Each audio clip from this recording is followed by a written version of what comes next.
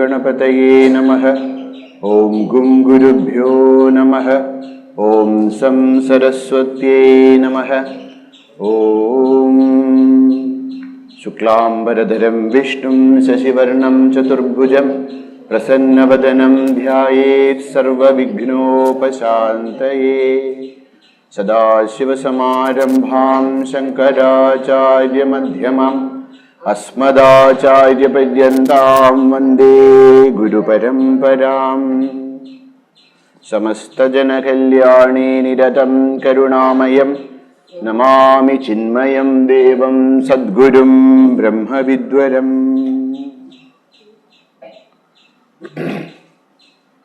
ॐ पार्थाय प्रतिबोधितां भगवता नारायणेन स्वयं व्यासेन ग्रथितां पुराणमुनिना मध्ये महाभारतम् अद्वैतामृतवर्षिणीं भगवतीम् अष्टादशाध्यायिनीम् अम्ब त्वामनुसन्दधामि भगवद्गीते भवद्वेषिणीम्।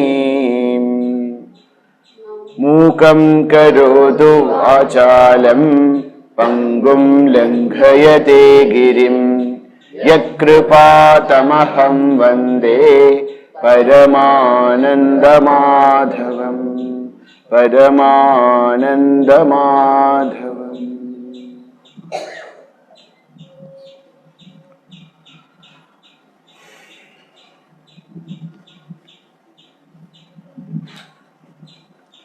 Morning.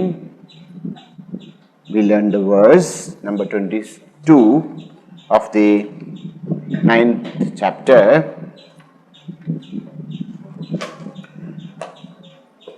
Ananyas chindayando mam ye jana paryupasate tesham nityabhiyuktanam yogakshemam bhamyam. This last line, yogakshemam bhamyam, is very famous thanks to LIC.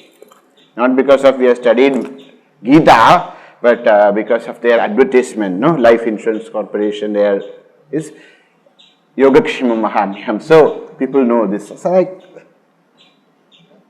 now, Bhagavan says, I shall take care of the yoga and kshema of those people. Who are those people? Ananyas chindayantaha.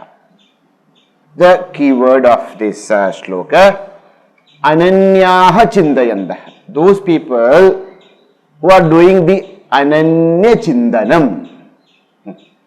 What is the meaning of ananya chindanam? The ananya chindana can be understood from three levels. First level of ananya chindanam is, whatever I see in this world, everything is the creation of Lord. Ananyam. No, whatever I see, this body is a creation of Lord, that body is also a creation of Lord. This entire universe is creation of the same Lord. So in that way, everything is ananyam. Ananyam means what? Which is not separated from other. From a very practical, from a practical level, from the first level, when we say what is ananya chindanam, understanding that this entire universe is created by the same Lord. So He is the father and mother of this universe. So how we should live in this world? We should live in this world with peace, Because he is my brother, this is my sister, this entire union. Like in Veda it says, Yatra Vishwam Bhavatyeka Needam. This entire universe is a nest.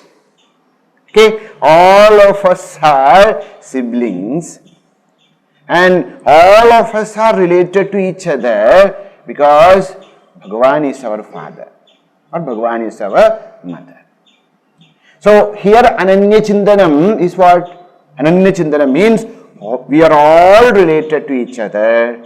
And because he is not Anya for me. Your father, your mother, your brother is not Anya to you, We say when you are in a house, are you a foreigner? Are you a stranger to this house? No, you are part of this house. So your father and mother or your brother or sister is not Anya. Anya, a stranger, isn't it? So this entire universe is not strangers. The people or beings, they are not strangers. They are Ananyaha because they all come from the same root. So, this is known as first level of Ananya Chintana. There Ananya means na Anyaha. Nobody is a stranger here. All of us are siblings, or all of us came from the same truth. Now, when we have this feeling of universal brotherhood, what they say, so this universal brotherhood or sisterhood, whatever, now, why brotherhood? Okay, sisterhood, whatever hood. So you understand. So when we have this feeling, then what happens? Yoga Kshemam Ishwaraha Vahami. Bhagavan says, if you have this universal outlook, then your yoga and kshema, I shall take care. Sometimes people feel, see in our Indian tradition, nobody wants their children to become sannyasi. None of you, you are all very great spiritual masters, but none of you want your children to become, sannyasi. No, Swamiji, I would like that also.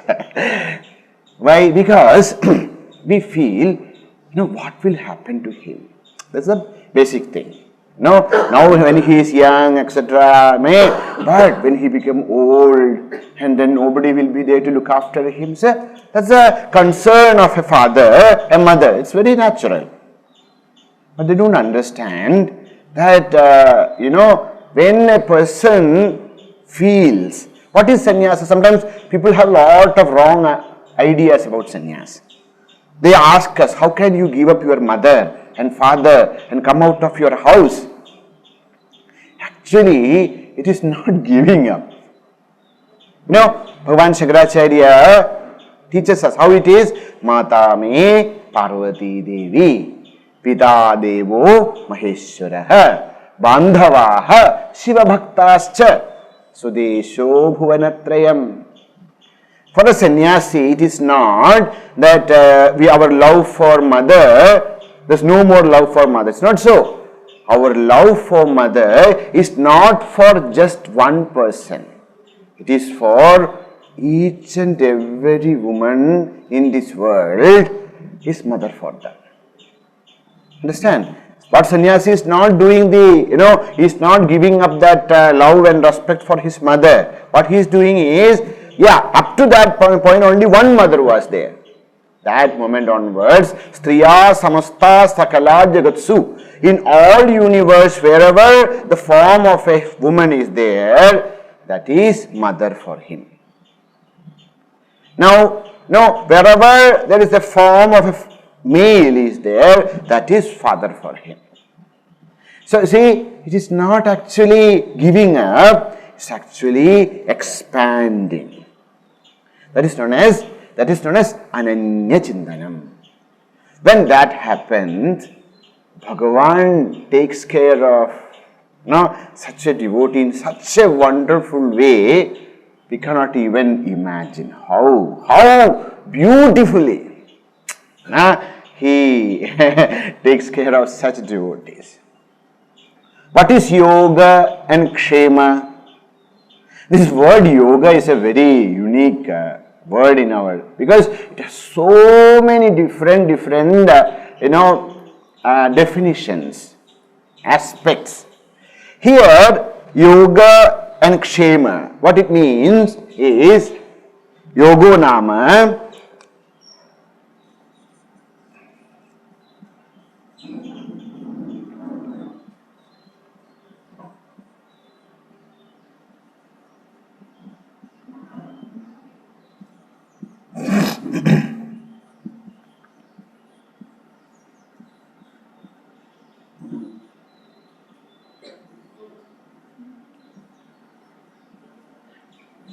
Sanskrit is a very wonderful language. The same word will have different meanings in different places. Here, in this all context, yoga means apraptasya prapakam yoga. You do not have something with you. Suppose you have no clothes to wear. So, what is yoga? Yoga is attainment or achievement of those things which are not with you. You do not have clothes. Bhagavan see that you will get enough clothes to wear. But don't tell, there should be Kanchipuram Patta. Whatever is needed, that is known as apraptasya prapakam. That is yoga. What is kshema? You got a nice cloth, but next moment somebody came and snatched it away. He see that praptasya rakshanam. Whatever you got, Bhagavan makes sure that it is protected. So what is yoga and kshema here? Yoga means achievement of things or positions or whatever. And kshema is the protection of whatever you attained, achieved. Now, when we see that this Ananya Chintanam happens, Ananya Chintanam, what is Ananya Chintanam here? Ananya Chintanam means that firm conviction that there is no Anya, there is no stranger in this world, all of us are one. When this feeling comes, Bhagavan takes care. And then he takes care and he makes sure that whatever you need, not you want. Our wants and needs are, the gap between wants and need is, so whatever you need, it will come to you. And whatever you got, it will not be destroyed, taken away. This is Bhagavan's pratijna. If you have this feeling of universal brotherhood, if you feel that you are actually part of this samashti, then whatever you need shall come to you and it shall be protected. So from one level of Ananya Chintana's first level. Now second level of Ananya Chintanam is there. Note this, otherwise afterwards you will become very much confused. So first Ananya means na anyaha. Anyaha means a stranger. Na anyaha, there is no stranger. Now second level. In second level what happens is Ananya means what? He see this entire universe is filled with him alone. God alone manifests as this entire universe. So there is no anyaha. That means there is no one other than God in this universe. It's very different from the first one. Okay, in the first one it means they are all related. In second level, when our mind rises to the second level, what we understand is, yatra yatra pashyami. Wherever I look, I see God only. I am there, and whatever I see, everything is filled with the consciousness. Everywhere the presence of God is felt. That is known as Ananya Chintanam. When we come to this kind of Ananya Chintanam, what is that kind of Ananya Chintanam? Where we feel that this entire universe is filled with the one truth. What is that one truth? That supreme consciousness, if you want to call, God you want to call. When we see that every universe, everything is pulsating, everything is, the Chaitanya is there everywhere. Then what happens? Then what we do? Whatever we do becomes a service to Bhagavan. Now, when I do anything in this world, because everywhere God alone exists. So whatever I do becomes a service to Bhagavan. What is the bhalam of seva? The bhala, the result of seva, service, is prasad. When you do, Bhagavan seva, what you get? When you offer a puja, what you get? Prasad. What is this prasad? Prakashena sadayati iti prasada. What is the meaning of prasada? See, there are two words. No, one is what we offer to Bhagavan. What do you call that? You are taking something to offer to Bhagavan. What do you call this? Naivedya. What do you call that? Naivedya.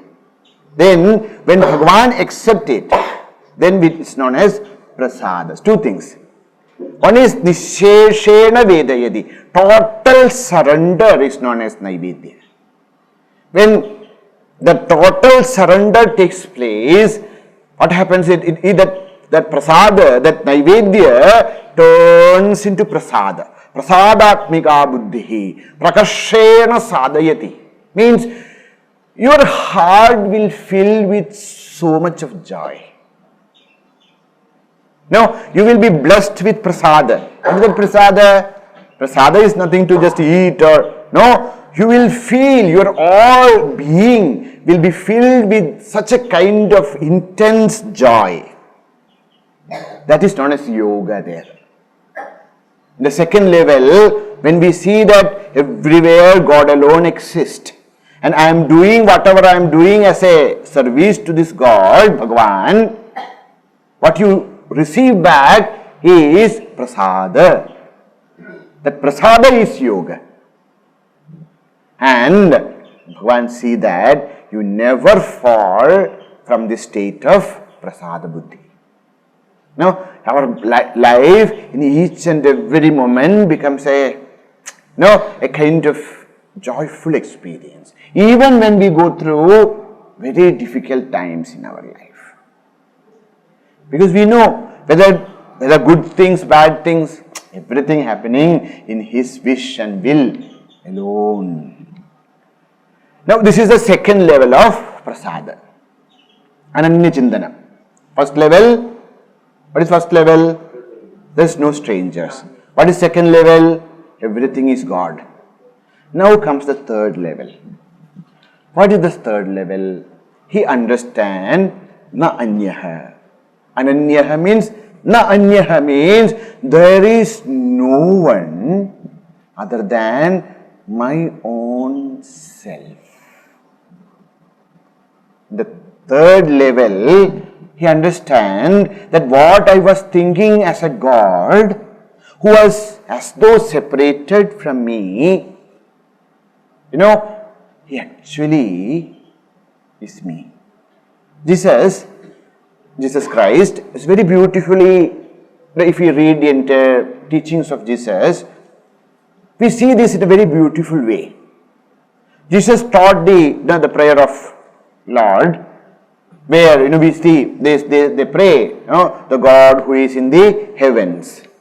It's very different. And heaven there is a God, and we are all brothers and sisters, or the children of that God. So we all belong to what? Ananya. Means there are no strangers. Now next level, he says, where is this heaven? The heaven is in your heart. Heaven is not somewhere that if you make a rocket, special rocket to find out where is this heaven, will not find, because that heaven is in your heart. So that's what we said, yes, second line. No, the God exists in this entire universe. Then comes a third statement. He says, I and my Father are one. There is no two. I, me and my Father. What I feel that there was a separation. There is no separation. Only one is there. This is known as Ananya Chintanam. Ananya Chintanam means what? There is only one. There is not even a devotee and a thing. Only God exists. Even as me, there is no me. This is the difference. Okay, this is the difference between the Jnana and Bhakti. In Jnana Yoga, I alone exist. In Bhakti, he alone exists. But the result is one. There is no more aham. There is no more aham in Bhakti. There is who is here? Here is also God. And in this entire universe, Supreme Consciousness, God, Bhagavan alone exists. And here also, he alone exists. There is no more difference. All names and forms and differences vanishes. So that is the third level of Ananya Chintanam. When we do this Ananya Chintanam, what is yoga? Swarupena Vyavasthiti. When we enter into this third level of Ananya Chintana, what is yoga? We are talking about which verse? Don't forget, okay? Ananya Chindayandoma. Yoga Kshemam Vahamyaham. So when we enter into this state of Supreme Consciousness, where there is no more even the difference between the God and the devotee, only God exists. That time, what is yoga? Yoga is Swarupena Avasthiti. No, realization of one's own true nature. And what is Shema? It is not for a glimpse. Sometimes, no, when we are come to a, and sometimes for a fraction of a second, some kind of a feeling we also get. Some kind of a fulfillment, some kind of a joy, something, just a flickering, it comes to us also. But after some time, we forget everything. But Bhagavan says, Yoga Kshemam Vahamyaham. When a person established in that state, it is not just a state which comes and goes, but it becomes his true nature. That much is there. Yoga Kshemam Vahamyaham. It's not just, he'll take care of us. Of course, he'll take care of us, but there are different levels. Now, next verse, actually I don't need to take, but somebody asked me a question, so I have to take this next verse. I'll just chant, Yepyanya devata bhakta yajande shraddhayanyutaha tepi mameva kaundeya yajandya vidhipurvakam. The next verse is 23rd verse. Actually, I have not planned to take this verse, but somebody asked me a question, so I want to. Says, you may worship any form of God. You may worship Shiva, you may worship Vishnu, you may worship Devi, you may worship Krishna, you may worship Rama. Okay. If we worship with Shraddha, tepi mam eva kaundeya yajandi. Bhagavan says, they are all worshipping the Supreme Consciousness. Here, Mam is not even Vishnu. Here, Krishna is not even talking as the level of Vishnu. He is that Supreme Consciousness, Bhagavan Ishvara. See, one thing we should understand in our culture is, there are different, yada mada tadapada. Swami Krishna says, so many ever people are there, they all have their own ways. It cannot be one way. There's only one way to God, and everybody should walk that path alone. That is foolishness. Because there cannot be one way for all. No, see, his size is 42, his is 38, another's is 44, another is 40. No, it's not possible. We will make one unit, and then all of you should wear the same size of shirt. That will not work out. Everyone is unique. Differences are there. Now, Bhagavan, see, this is a very unique feature of Indian thought. Says, there's only one truth. What is the truth? That is Paramatma.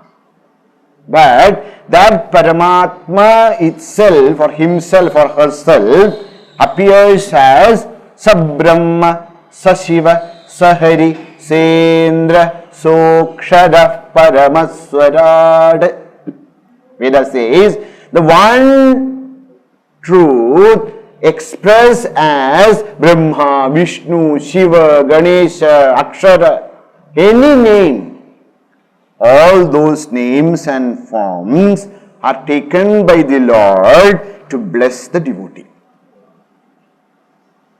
Now, when we read Puranas and Itihasas, and even the works of saints, we will see that it's a very, sometimes when you read Shiva Puranam, you will feel that Shiva is the greatest and all others are like they call it demigods. That's a very wrong word to use, demigod. Anyhow, some sects they use. Vishnu is the only god, all this Shiva except they are demigods. There is no demi. So, now when you read Devi Bhagavata, and Devi is the supreme, all this Brahma, Vishnu, Maheshwara, they are all just chota devatas. It's like that. When you read Ganesha Purana, Ganesha is the one. All others are okay. Why? See, there's one thing we should understand, that in our spiritual path, we should have nishtha towards our ishta. What do you mean by that? What means is, like Swami Krishna says, it was a very beautiful example. A girl is married and she goes to the husband's home. Now in husband's home, there are many men. This was not like nowadays. In olden days, now that's how they used to live together. There will be 20, 30, 40 people in a house. They were telling this house, I think in 1970s, etc., there used to be 80 people living in this space. Can you believe? Before they did the partition, 80 people were living in this space. Now even 5 people cannot live here. So when a girl comes to the husband's house, in-law's house, there are many men.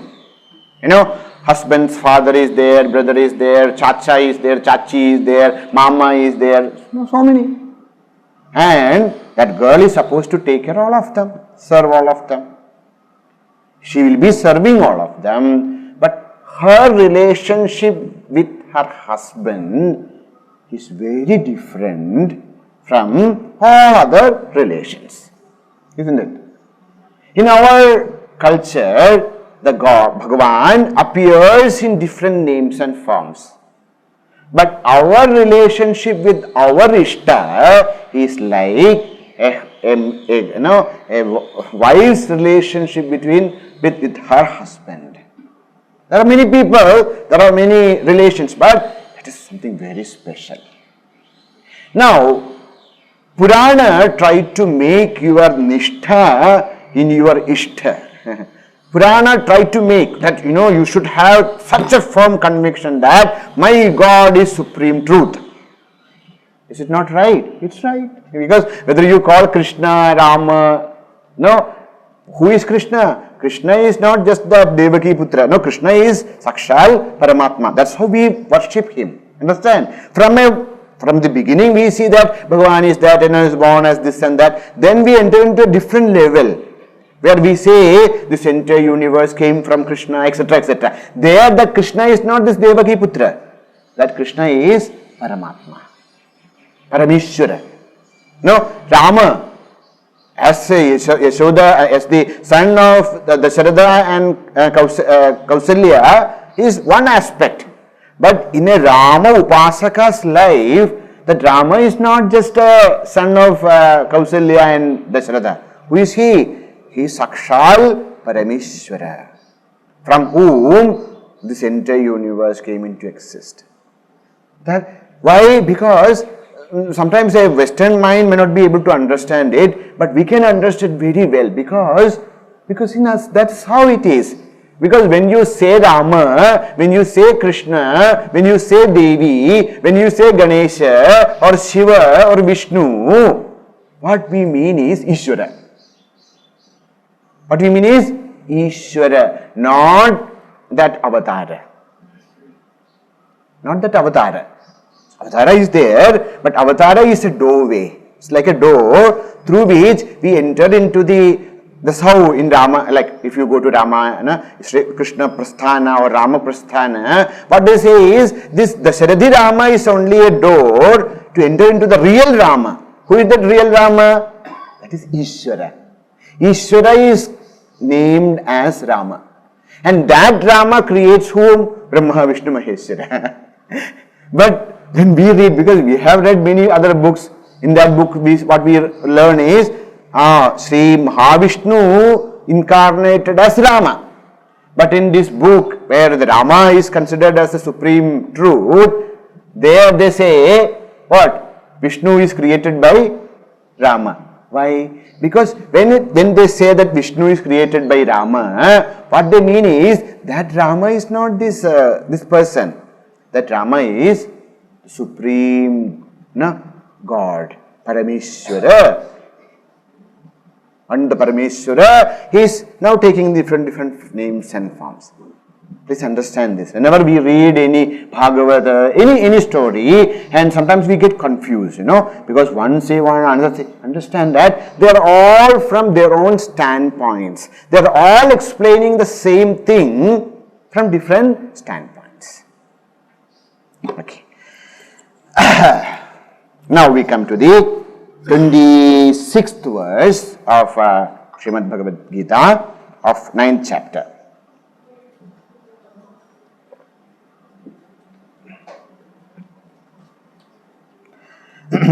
Patram pushpam bhalam toyam yo me bhaktya prayachati tadaham bhaktyupahritam ashnami prayatatmanaha. Together. Patram pushpam bhalam toyam yo me bhaktya prayachati tadaham bhaktyupahritam ashnami prayatatmanaha. Prayatatmanaha prakashena yata atmanaha. A person who has well controlled his mind. Here Atma Shabdasya Mana Ityartha. One who has trained his mind, one who has controlled his mind. Suppose there is a Bhakta and Bhagavan accepts everything which is offered by that Bhakta. Anything. If that devotee who has controlled his mind and he offers anything to Bhagavan with bhakti. Two things. One is prayatatma, another bhakti.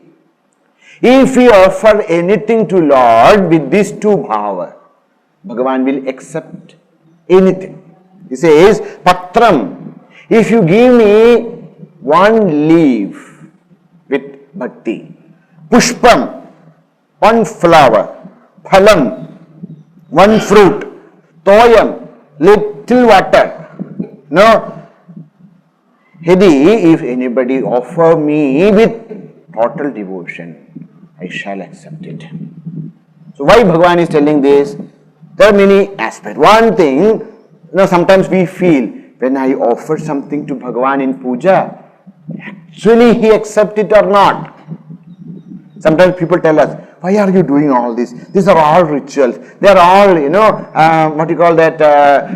just feeling. It's not right. Why Bhagavan is everywhere and all that they say. But they say that Bhagavan is everywhere, but do they actually feel Bhagavan is everywhere? So, for one, from one aspect, see, if we are offering to Bhagavan with real love and devotion, anything, Bhagavan will accept and Bhagavan will bless us. Why should we offer? Huh? Everything belongs to Him. Then why should we offer? Let Him take. Suppose there is a boy, no, an 8-year-old boy. Okay, he knows that his father's birthday is coming, and he knows that every year his father always gives him some birthday gift. And he noticed many years mother's and father's birthday is not even known. Nobody even remember. It just goes away. But all children's birthday, they celebrate. So the boy thought, this year I should do something for my father. And I want to give him a gift. Okay? Now, he doesn't have any money with him. So what he does, one day when father is sleeping, he goes to father's room and then, see that in his pocket what is there. He takes the purse and then takes some money and keep the purse there. And he went and he purchased a pen for his father. And that day of his father woke up, he took bath and came out. Then the boy, happy birthday to you. And he's standing there and he gave this pen to the father. You think how happy that father will be. And father already noticed because he knows even 1 rupee, which is, he knows. But he never asked, and he knew that my son will not do something wrong. And when he gets this pen, which is of 10 rupees, nothing much value for, but it is not that pen matters. What matters is that love. Like that, Bhagavan also is waiting for us.